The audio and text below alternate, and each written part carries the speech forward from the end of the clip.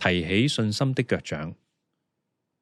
上主要佢嘅子民行到去嗰條將過去同未來分開嘅起跑線約旦河，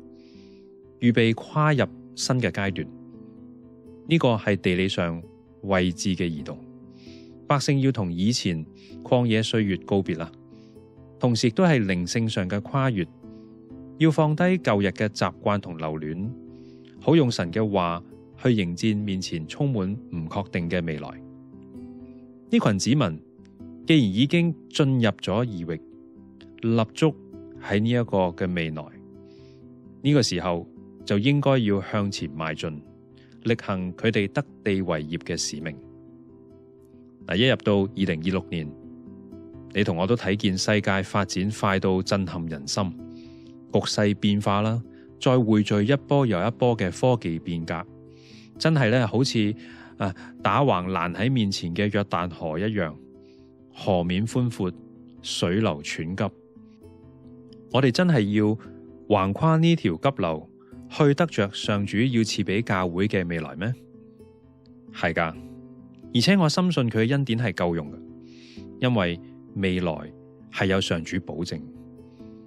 上主曾經對約書亞講：我必與你同在。果然，當領頭嘅祭司行近約旦河嘅時候，神唔再以揮杖分紅海嘅方式，佢係用咗約櫃先行嘅新形式，為佢哋開咗一條新路。果然，當抬約櫃嘅祭司提起信心嘅腳掌踏進水邊，河道就成咗可以行嘅乾地啊！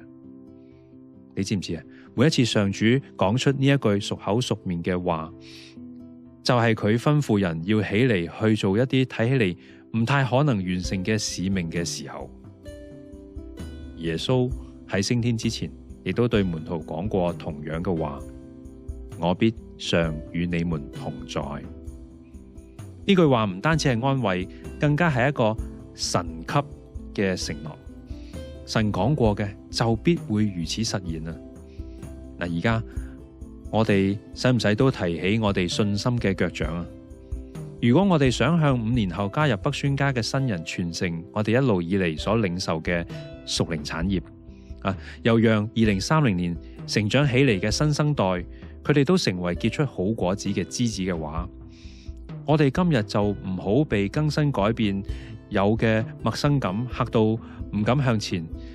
亦都唔好只係坐喺河邊喺度慨嘆而家香港教會幾艱難，咁樣原地不動，唔好啊！今後嘅5年，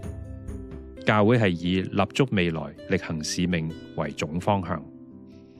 我哋嘅目標係成為一間為未來預備好嘅教會 （Future Ready Church）。讓我哋能夠喺呢個變幻世代當中去力行北宣家不變嘅使命。係嘅，前行會有辛酸噶，但係我哋仍然要信而踐行，愛在細節，喺其中活現所信嘅。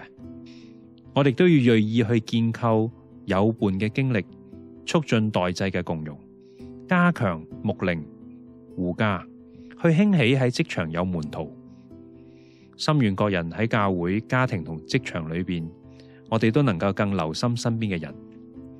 亦都更深嘅察驗主嘅引領，並且我哋都以神嘅話為原則，去轉化智能，運用新嘅科技牧養去宣教，同時延續崇拜嘅優良傳統，去營塑2030年仍然係以神為中心嘅敬拜，同時能夠達至一個跨世代嘅崇拜新境地。各位，未來已經喺我哋嘅腳下啦。既然知道上主必定同在，就讓我哋提起信心嘅腳掌，起行啦。